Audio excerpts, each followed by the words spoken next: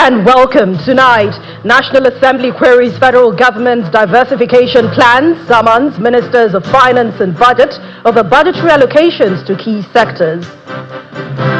Vice President Kashim Shatima joins other world leaders in Davos, Switzerland for the 2025 meeting of the World Economic Forum. Former AMCAN Managing Director Ahmed Kuru and his co-defendants plead not guilty for allegedly defrauding Akure to the tune of 76 billion naira. And Donald Trump is warning as the 47th President of the United States of America says America's golden age starts with his return to the White House. On business news tonight, Nigeria Telecommunications Commission approves 50% increase in telecom tariff few weeks after request by telcos over rising cost of operation.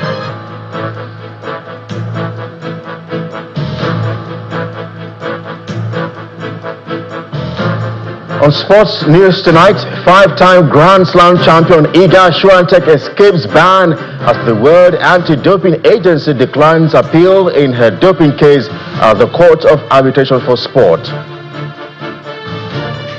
And from the nation's capital, death toll from Saturday's deadly tanker explosion in Niger State rises to 98.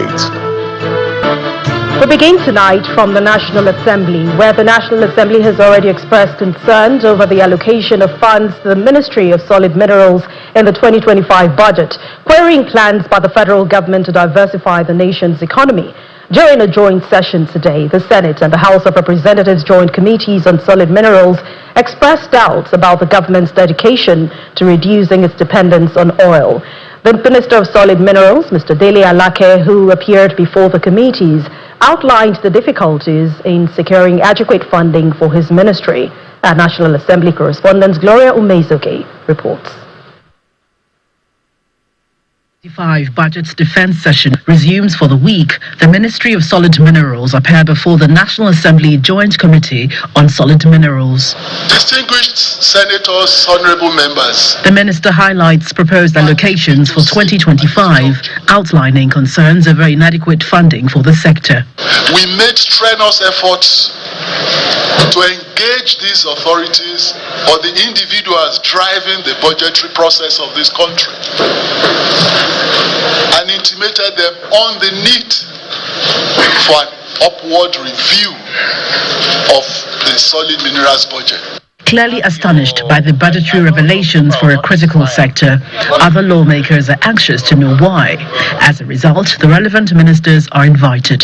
The Minister of Finance, the Minister of Budget, and the DG Budget Office appear before this joint committee tomorrow to offer insights in respect of what clearly has been observed as insufficient funding. Elsewhere, it's the turn of the Minister of Labour and Employment to meet with the Senate Committee on Employment, Labour and Productivity. It's been long that you reviewed the rates that are applicable here to these various sources of revenue. I want you to review the rates upward. Ongoing efforts to combat the nation's unemployment crisis becomes pivotal. Our offices are inundated with pressures from unemployed young Nigerians coming to seek assistance from one senator or the other to enable them get employed. We have each and every hour been fighting unemployment in the ministry because that is our key assignment. We need to do something about this. But all the same, we are training Nigerians, particularly youth, in empowering them with skills that will make them self-sufficient, self-sustaining. By the same token, the finance minister at a separate session reassures on the inflation rates target and ongoing efforts by the president. President Bola Ahmed Tinubu, he saved the economy, he saved the society. How did he save the economy? In his time, every penny spent has been earned. And I think I've said the capital expenditure for next year, where will it come from? Run through it. Increased oil production, at elevated prices that we have now. A total of 38 billion naira is approved for the ministry.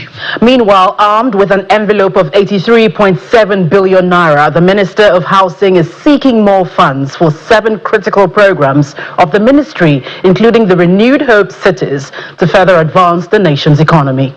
Gloria Umezuke, Channels Television News.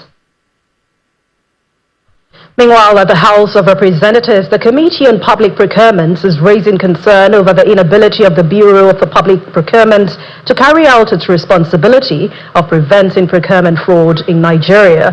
The lawmakers were alarmed at the agency's capital budget of about 1 billion naira as against its 63 billion naira proposal. Meanwhile, the House Committee on Interior is also calling for increased funding for the Ministry of Interior because of its contribution to improving the nation's security. Our correspondent Terry Kumi has this report. The House Committee on Public Procurement meets with the Bureau for Public Procurement. The agency is saddled with the responsibility of guarding against procurement fraud. According to the Economic and Financial Crimes Commission, Nigeria's public sector is bedeviled by corruption, and procurement fraud accounts for more than 90% of the volume of public sector fraud in the country. A look at the agency's budgets over the years and its 2025 capital budget proposal suggests why it has been unable to properly carry out its responsibilities effectively. I have perused the needs assessment conducted by the BPP preparatory to the presentation of the extant budget, and I can see that the actual needs of the Bureau comes to about 72.7 billion. I have noted that there are some major critical needs of the Bureau. For example, the Bureau does not have a befitting and functional office accommodation. An important institution like the BPP that is reviewing huge projects and regulating all the major capital projects in Nigeria should have a befitting office. The committee and the agency agree on improving the procurement process in the country. The new proposed budget intends to deliver an electronic procurement system to this nation. Under our watch, our strategy is to ensure we prevent misuse of funds through IT tools. We are mindful of the paucity of funds, the ceiling that is being imposed on your agency as it is, and we are going to do something about that. I want to assure you that what you have seen that is before us is not the budget, it's a budget proposal.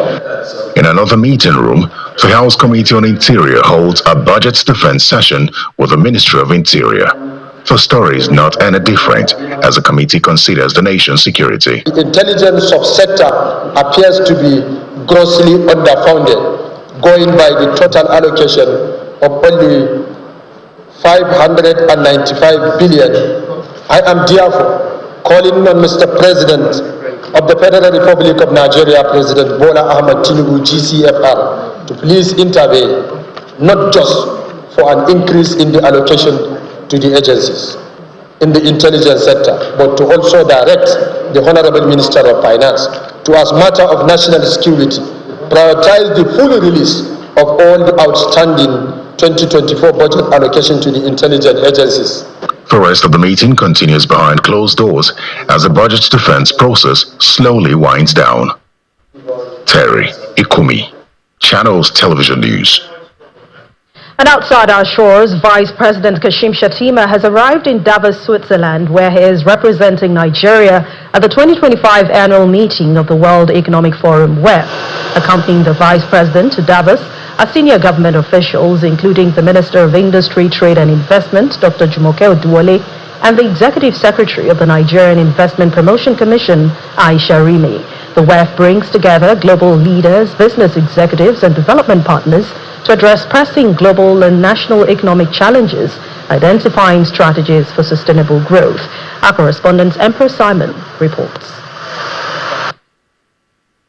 Thank you and welcome to Davos, Switzerland, where the World Economic Forum meeting is holding Vice President Kashim Shatima arrived the country alongside some members of the delegation from Nigeria who are hoping to participate in this meeting and present, of course, Nigeria to the world out there. The Vice President, during his stay in Davos, is expected to participate in bilateral meetings, discussions on how to advance the economy of the country and also attract investors to Nigeria.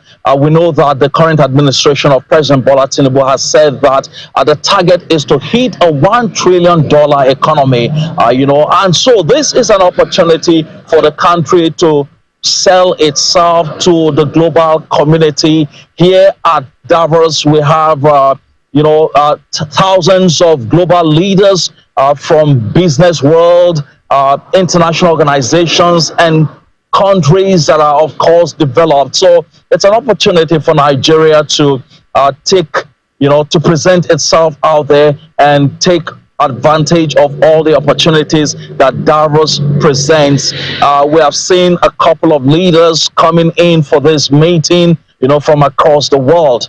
Davos is currently booming with so many people, thousands of people are attending the World Economic Forum. So we will be monitoring this week-long annual event. We'll be monitoring it and bringing, as much updates that we have to you. Thank you very much. From Davos, Emperor Simon, Channels Television News. Thank you, Emperor. Now to security matters. The Nigerian Army says that it has recorded significant gains in the fight against insurgency and banditry in the northwestern region of the country. Sadiq Ilyasu reports.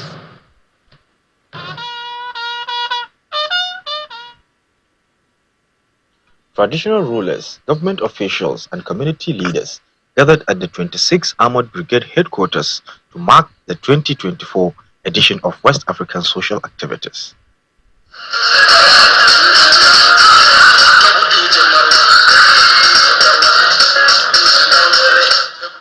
The event highlights the Army's achievements in tackling kidnapping, cattle rustling, and armed banditry in Jigawa State and the Northwest region. Let me begin by stating that the year 2024 training activities has been successfully executed in line with the Army Headquarters directives. I am happy to say that the successes recorded were resounding despite the current complex security environment. Since my assumption of office as the commander, the brigade has continued to conduct robust and aggressive day and night patrols and clearance operations in conjunction with other security agencies against all forms of criminalities in Jigawa State. Permit me to take this time and appreciate my colleagues from other sister agencies. Thank you very much. Speaking at the event, Governor Umar Namadi of Jigawa State praised the military for its dedication to ensuring peace and security in the region. He reiterated his administration's commitment to supporting the Army in its operations to maintain law and order. This year's 26th Armored Brigade has every reason to celebrate. Your officers and soldiers have shown extraordinary commitment to duties and have been resolute in the discharge of their constitutional role. I am particularly impressed by your achievement in combating kidnapping, cattle rustling, and armed banditry. Your successes have had a profound impact on the security of Jigawa State and its surrounding environments. Your collaborative approach with other security agencies through Operation Salama has significantly contributed to the peace and stability of our state. The gallantry and courage displayed by our troops in this operation are both commendable and deeply appreciated. As we look forward to 2025, I assure you of my steadfast support and encouragement, and to encourage you to remain focused and resilient in confronting emergency challenges. The event showcased vibrant cultural performances from troops and families.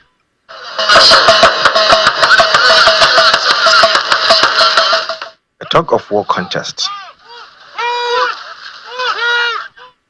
and award presentations to outstanding soldiers. Sadiq Ilyasu, Channels Television News. In part two, after the break, Former AMCON Managing Director Ahmed Kuru and his co-defendants plead not guilty for allegedly defrauding Arik Airline to the tune of 76 billion naira. Please join us again. Welcome back. If you've just joined us, you're watching the news at 10 on Channels Television, coming to you live from Lagos. A reminder of our main stories. National Assembly queries federal government's diversification plan, summons ministers of finance and budget over budgetary allocations to key sectors. Vice President Kashim Shatima joins other world leaders in Davos, Switzerland for the 2025 meeting of the World Economic Forum. Former AMCON Managing Director Ahmed Kuru and his co-defendants plead not guilty for allegedly defrauding Arik Airline to the tune of 76 billion naira. And Donald Trump is warning as the 47th President of the United States of America says America's golden age starts with his return to the White House.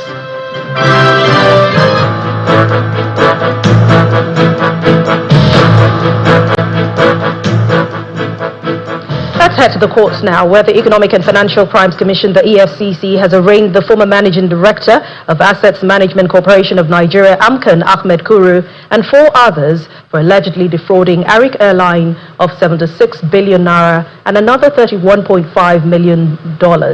The other 4 defendants, a former receiver manager of Arik Airline Limited, Kamilu Omokide, the Chief Executive Officer of the airline, Captain Roy Ilebodu, Union Bank Limited, and company Super Bravo Limited. The defendants, however, pleaded not guilty at the arraignment. After listening to the arguments from the parties, Justice Mojisola Dada granted bail to the defendants in the sum of 20 million naira each, with 1 surety each in like sum. The judge also directed the defendants to submit their international passports with the registrar of the court. The defendants are to remain in the custody of their respective counsels pending the perfection of their bail conditions. Justice Dada then adjourned to March the 17th for commencement of trial.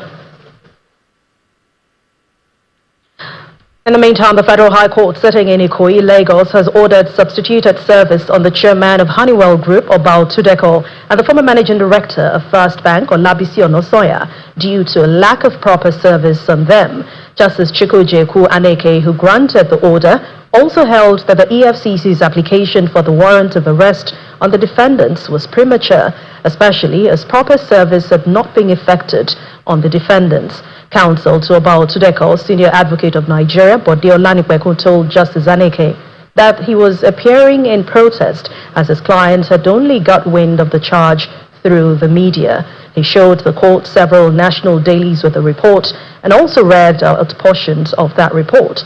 He described such conduct as being most unfair, especially as no charge was served on his client, and asked the judge to advise the prosecution to avoid a media trial. Other counsels in the case also took turns to condemn this move. In response, the prosecutor, senior advocate of Nigeria, Rotimi Oyedepo, told the court that several efforts to effect service of the defendants failed, especially service at their last known addresses in Ikoyi. With the order for substituted service of the charge and proof of evidence granted by the court, save on counsel to Onosoya, who accepted service in court, the case has now been adjourned to February the 13th, 2025. For the Edo Election Petition Tribunal sitting on the petition brought by the People's Democratic Party, the PDP, and its governorship candidate, Asuego Dalo, challenging the result of the September 21st, 2024 governorship election. It has now adjourned hearing till Tuesday, January the 21st this year. This follows a delay in the presentation of the witness schedule. The Publicity Secretary of the All Progressives Congress, the APC Edo State Chapter, Mr. Peter Uwadia, also explained that notice of witness appearance was submitted late by the petitioner as counsels of the respondents raised objections. Meanwhile, some supporters of the APC clashed with security agents outside the tribunal sitting. They allege that one of the security agents has shown bias by intimidating party supporters.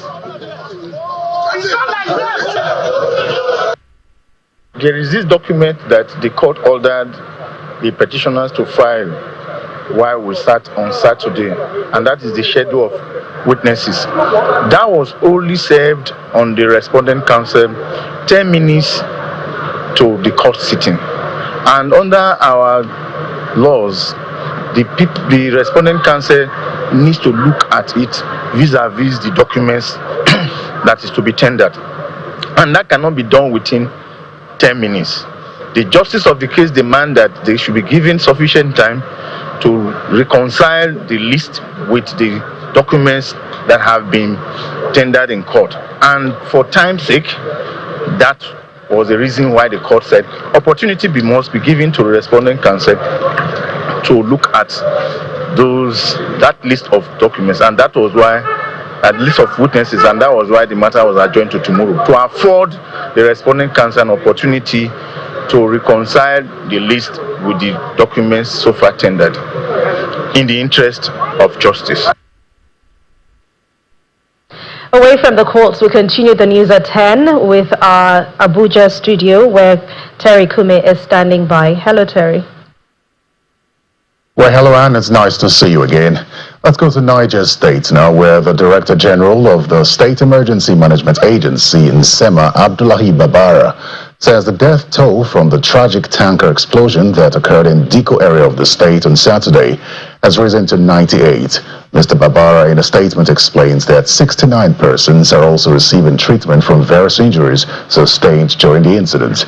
He describes the incident as a tragedy that has thrown the state into mourning, confirming that rescue operations are still ongoing, with emergency responders working tirelessly to ensure that the injured receive adequate medical attention and to recover the bodies of those who lost their lives. Back home in the Federal Capital Territory, the Minister, Mr. Nyesom Wike, is assuring residents of the nation's capital that the development of satellite towns remains a priority for the administration of President Bola Tinubu. Mr. Wike made the remark at the commissioning of the Naharati River Ukia Access Road in Abaji Area Council. According to the minister, the road project will also address the lingering security challenges faced by the people in the area. He also promised that 2 police divisional offices and other projects flagged off last year in Abaji Area Council will be commissioned in the coming months. Our correspondent Victoria Longjohn reports. Abaji Area Council is the first stop in the series of projects to be commissioned by the FCT Minister, Mr. Nyesom Wike, over the coming days. The project is the newly constructed Naharati River's Ukia Access Road with 2 bridges spanning 5 kilometers. The FCT Minister describes the project as a testament to the federal government's commitment to developing satellite towns across the country. While we are developing the city, we will also develop the satellite towns.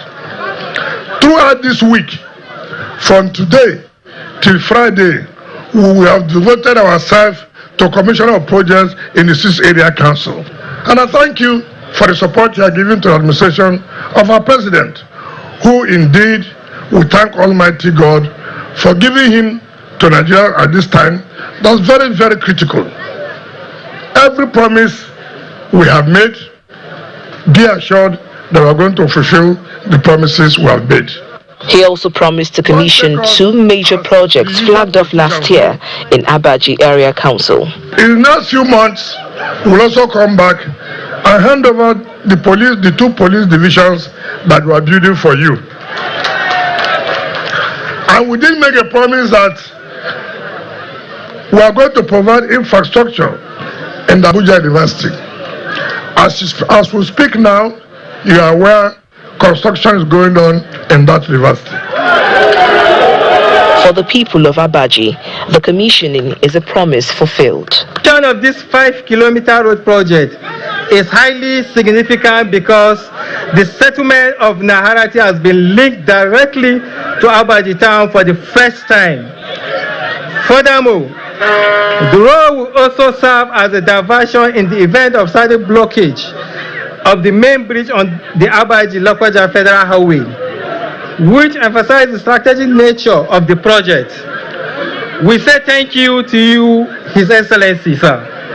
We are equally grateful to the Honorable Minister of State for being a pillar of support to His Excellency in carrying out this important project. The FCT Minister, flanked by other dignitaries, then commissions the project.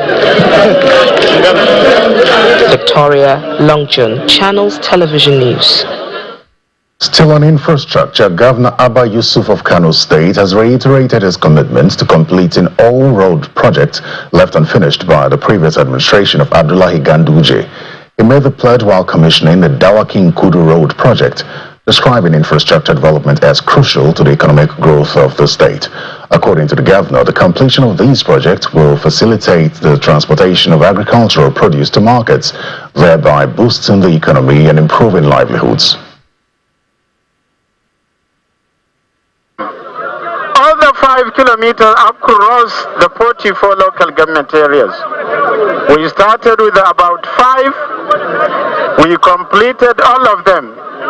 Today, by the grace of Allah subhanahu wa ta'ala, we are here at the headquarters of Dawaki Kudu local government, where we commissioned this completed gigantic project. Alhamdulillah, as you can see, dualized road with street light at the center, up to 5 kilometers. Let me seize this opportunity to thank the good people of Dawaki Kudu local government for the maximum cooperation they accorded us, especially to the contractors that executed the completion. I would also like to seize the opportunity to thank the contractors for a job well done. Let me reiterate it here that by the grace of Allah subhanahu wa ta'ala, we are determined to complete all the 5 kilometer dualized road in all the 44 local government areas. Well, still ahead on the news at 10, Nigeria Telecommunications Commission approves 50% increase in telecom tariff a few weeks after request by telcos over rising cost of operation. That's on business news. To stay with us. Welcome back to the news at 10, coming to you live from Channels Television. The National Information Technology Development Agency and the Nigerian Financial Intelligence Unit are working to remove Nigeria from the Financial Action Task Force's grey list. At a high-level meeting in Abuja, the two agencies mapped out collaborative strategies to strengthen Nigeria's compliance with international anti-money laundering and counter-terrorism financing standards. Our correspondent, Sunest Nathaniel, reports.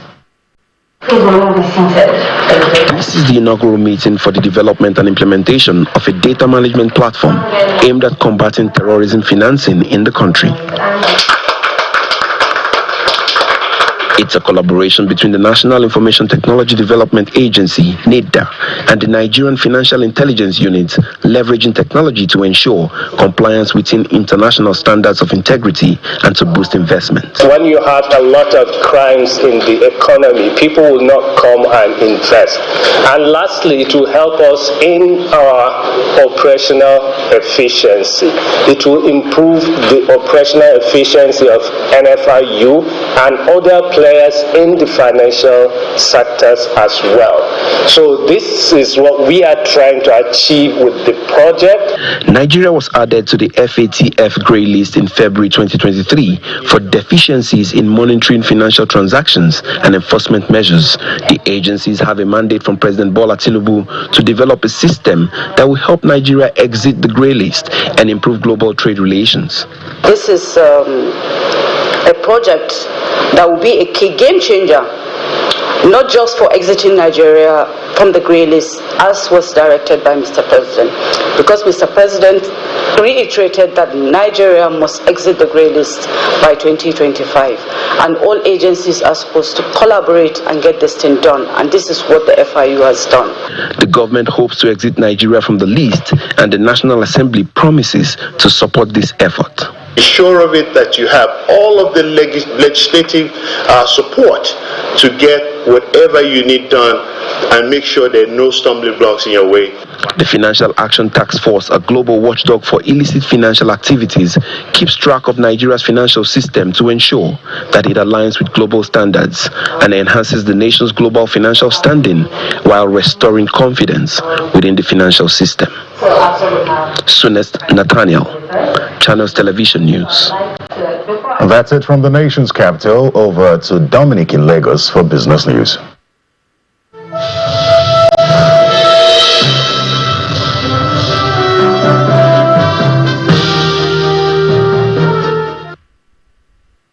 Thanks, Terry. On business news, the Nigerian Communications Commission, NCC, has approved the new 50% hike in the cost of telephone services in the country, following agitations by telecom operators for an upward review of the subsisting tariffs. In a statement signed by the Director of Public Affairs, Ruben Morka, the NCC said that it granted approval for the tariff hike request by network operators in response to current market conditions and operational challenges. The NCC also mentioned that further requests for adjustments will be reviewed on a case-by-case basis to address the significant gap between operational costs and ensuring uncompromised service delivery to consumers. The 50% tariff adjustment, which is lower than the 100% hike requested by some network operators, comes 12 years after the last one was effected in 2013. Now, Nigeria has reclaimed its position as Africa's leading oil upstream investment destination after overtaking Angola, and this is according to the latest report from global energy data and analytics firm Wood Mackenzie. Upstream capital expenditure (CAPEX) rankings on the continent in 2024 due to a series of increased deep water projects and sustained activity in its rich offshore basins, which came despite its rivals' continued investments in major deep water developments. At the same time, the special advisor on energy to President Bola Tinubu, Oluverjan, said in a statement on her X handle that Nigeria's performance is directly tied to the approval of 5 landmark presidential directives and fiscal incentives introduced during the year. Angola had held the position in recent years by capitalizing on major oil projects before its decision to exit OPEC early last year. To the aviation sector now, shareholders of Arik Air have disagreed with claims by the Asset Management Corporation of Nigeria, AMCON, that the owner of the carrier, Johnson Arumemi Ikede, is owing the corporation over 445 billion naira. In a statement issued by a spokesman, Godwin Aidoloje, the shareholders described the debt claims as fictitious, adding that the allegation is defeated by AMCON's claim in its suit, with which it took Arik Air into receivership and gained full control and management of operations, assets, and liabilities of the airline. They equally described as false AMCON's claim that Arik Air was insolvent and mismanaged before the receivership, according to a purported PwC report. The shareholders stated that the 2014 audited financial reports of the airline were completed and duly signed by the Arik management, while the 2015 management accounts were concluded and forwarded to PwC for auditing. The Statistician General of the Federation, Mr. Adeyemi Adeniran, has assured that details of the ongoing efforts to rebase the economy will be out before the end of January this year. The Statistician General gave the assurance after the formal opening of a meeting with officials of the Gambian Bureau of Statistics in Abuja. He explains that its technology-driven practices are yielding results in terms of early release of data and its surveys on some government policies, such as the tax reform bill. We are applying technology to ensure quality of our data from beginning, planning, to the end, analysis, dissemination. Technology is being applied. They want to see how they can go back and leverage on the kind of technology that we use in MBS that can also help them to produce data in their country. I also want to say at this point that the support that the National Bureau of Statistics has been getting in recent years, especially in the last 2 years, in the present regime of president, we all know that this present government is a government that is keen in using data. They are transparent in all the policies that they have been bringing out. You cannot be transparent if you don't base your policy on data. And we have seen what has been happening, especially if you even look at the tax reform bill. It is open, it is transparent, a lot of engagement, and a lot of our data that we produce from National Bureau of Statistics go into that bill as input in arriving at that decision. All these are because we are getting support from this government. The domestic bourse kicked off the third trading week of January on a positive note as buying interest in some high-value equities lifted the all-share index amid significant increase in the total volume of transactions. Inijom Mekwa has details of today's activities on the NGX.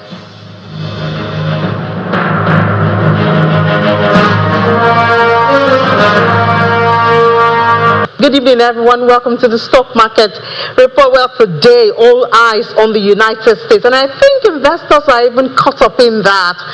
So much uncertainty in different markets and that kind of spread to Nigeria. So we see at the close of Monday's trade, it's just 0.02%. Positive, thankfully, at 102,370.62 and market cap at around 62.86 trillion naira. And we look at the drivers of the market at the close of Monday's trade. We see the figures and just minimal movement. UBA unchanged, GTCO unchanged, Accessco just 0.05%, 0.24 Zenith, as well as FBN. But FBN is in the negative today. Looking at the top trades by value, interesting numbers and stocks. We see Zenith, remember, there in the figures. MTN 813 million value, as well as O&O. They're looking so good at 1.24. And we know that O&O was in the news recently with some expansion. I guess that's driving investor sentiment around that. So it's a positive market in Nigeria, but it seems the uncertainty around global market also caught up with it. But still, the bull wins today.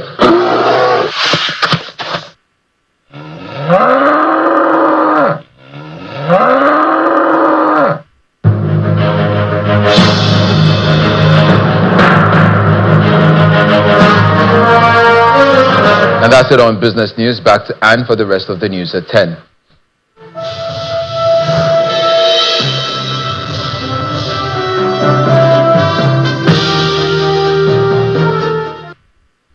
Thank you, Dominic. And still to come on the news at 10, Donald Trump is sworn as the 47th President of the United States of America, says America's golden age starts with his return to the White House. And that's on the foreign scene.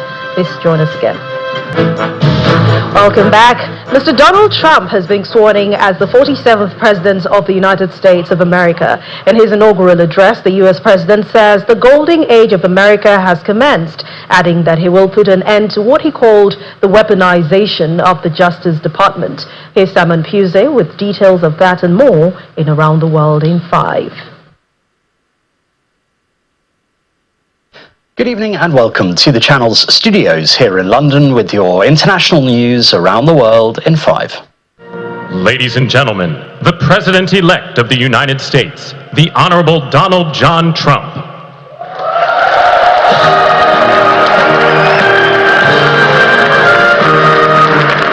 Donald Trump has been sworn in as the 47th US President in Washington. He entered the rotunda in the Capitol to applause and was then greeted by the outgoing President Joe Biden. Elon Musk, Mark Zuckerberg, and Jeff Bezos were among dozens of tech entrepreneurs at the inauguration. They were joined by former presidents and their spouses, including the Clintons, the Bushes, and the Obamas. Cannon fire marked the moment as missed 2 impeachment trials, an indictment for attempting to overturn his 2020 election loss, and 2 assassination attempts. Those who wish to stop our cause have tried to take my freedom and indeed to take my life. Just a few months ago in a beautiful Pennsylvania field, an assassin's bullet ripped through my ear. But I felt then, and believe even more so now, that my life was saved for a reason. I was saved by God to make America great again. And Mr. Trump pledged to rescue America from what he described as years of betrayal and decline. The golden age of America begins right now.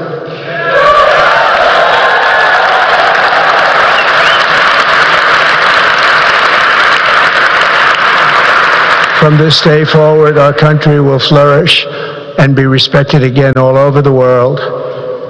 We will be the envy of every nation, and we will not allow ourselves to be taken advantage of any longer. International leaders around the world have been congratulating Mr. Trump. Vladimir Putin said on a video call that Mr. Trump had overcome a lot of obstacles to reclaim the presidency and said he was open to dialogue with the new administration. Olaf Scholz of Germany said he had already had intensive talks with the new president, while Poland's president Andrzej Duda said it's a big day for the world. Hours earlier, in the final minutes of his presidency, Joe Biden preemptively pardoned several members of his family, including his brothers James, Francis and Frank Biden, and his sister Valerie Biden Owens.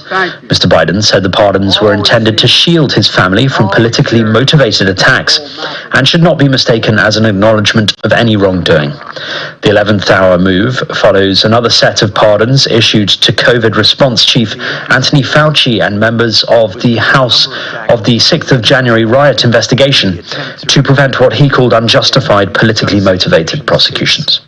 The UN chief Antonio Guterres says the aid agency in Gaza has been increasing aid into the Strip since the ceasefire began, adding that 630 trucks entered yesterday. But displaced Palestinians are returning to find their homes reduced to rubble, with conditions impossible to live in.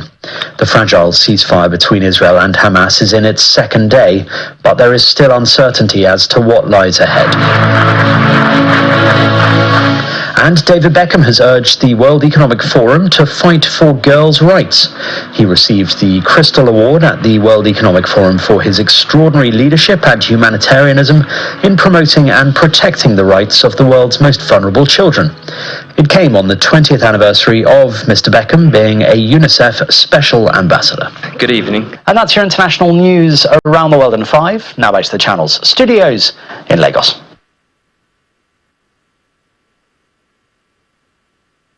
Thank you, Simon. Let's now hear from our Washington, D.C. correspondent, Maria Bird, as she tells us more on today's inauguration. The inauguration of the 47th President of the United States, Donald Trump, has just concluded. There are parties and parades occurring across Washington. The inaugural parade had to move indoors due to the frigid temperatures in Washington. This inclement weather has caused for many of the celebrations to happen indoors. Many are getting ready for inaugural balls and other celebrations this evening. Washington will continue to celebrate over the next few days, even though the president has gone into the White House to sign executive orders that will address areas as to the border crossing between U.S. and Mexico, also like clamping down on DEI, diversity and inclusion initiatives. He's also looking at signing executive orders around fossil fuel development, increasing energy access for Americans. There is much that he says he will do moving forward over the next 90 days. He did state in his inaugural address that he plans on having national success. Both the Democrats and Republicans are looking for unity. They're looking for ways that the country can move forward together. It is clear that we are underway for much change, but there is much hope for the future. From Washington, Maria Bird, Channel Television News.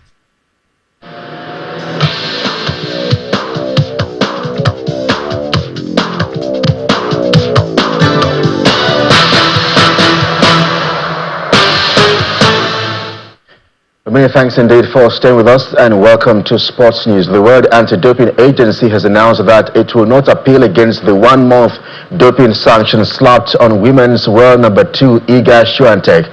Well, Iga Swiatek recorded a positive test for the banned substance in August last year, and the International Tennis Integrity Agency subsequently suspended her for 1 month. The 23-year-old from Poland served 22 days of the ban before returning to play. WADA had until tomorrow to lodge an appeal, but has now confirmed today it has chosen against doing so. To football now, Real Madrid coach Carlo Ancelotti's future lies away from the Santiago Bernabeu Stadium after the Italian reportedly revealed that he will leave his current role at the conclusion of the 2024-25 campaign.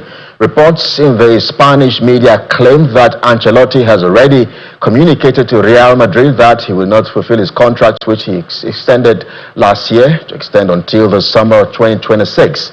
Under his guidance, Real Madrid has secured 2 Spanish La Liga titles, 2 Champions League trophies, a Copa del Rey, Super Cups of Spain and Europe, and a FIFA Club World Cup. And FC Porto have sacked head coach Victor Bruno, becoming the third of Portugal's three main clubs to make a coaching change this season. Bruno replaced new AC Milan boss Sergio Conceição in the close season, but paid the price after FC Porto lost ground in the trophy race, fulfilling back-to-back league defeats this month. And the club said academy director Jose Tavares will take over as coach on interim basis.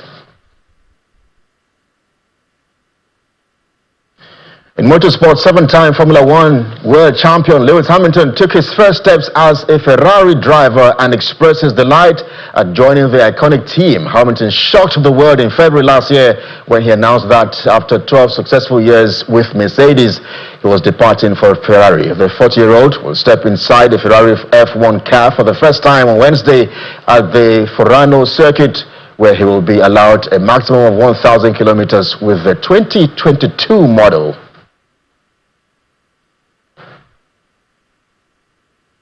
And we cannot wait to see him on the tracks. That's sports. I'm Kelly. It's back to Anne.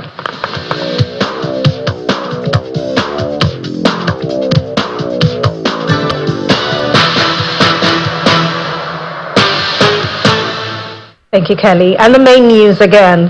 The National Assembly Joint Committee on Solid Minerals today queried the federal government's diversification plan. The committee also summoned the Ministers of Finance and Budget over budgetary allocations to some key sectors of the economy. We also told you that the Vice President Kashim Shatima has joined other world leaders in Davos, Switzerland for the 2025 meeting of the World Economic Forum, WEF. Also today, the former managing director of Amcan, Ahmed Kuru, and his co-defendants have pleaded not guilty for allegedly defrauding Arik Airline to the tune of 76 billion naira. And finally, Donald Trump has been sworn in as the 47th President of the United States of America, as he said America's golden age has commenced with his return to the White House. And that's the news at 10 tonight. Thank you so much for watching. I'm Anne Mwawadu. Have a wonderful night.